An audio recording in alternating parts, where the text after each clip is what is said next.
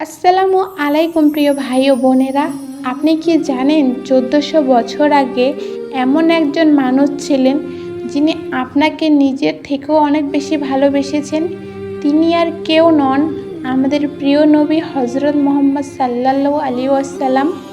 হাদিসে এসেছে কিয়ামতের দিন যখন সব নবীরা বলবেন ইয়া নাফসি ইয়া নাফসি, অর্থাৎ আমার প্রাণ বলবেন, তখন আমাদের প্রিয় নবীজি বলবেন ইয়া উম্মাতি ইয়া উম্মাতি, আমার উম্মত।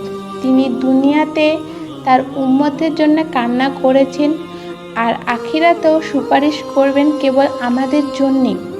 তাহলে বলুন, আমরা কি তার ভালোবাসার প্রতিদান দিতে পারবো না? অন্তত তার সুন্নত মেনে চলা এবং তার উম্মত হিসেবে গুনাহ থেকে বাঁচার চেষ্টা করা, এই হক আমাদের প্রতিজ্ঞা। আসসালাম।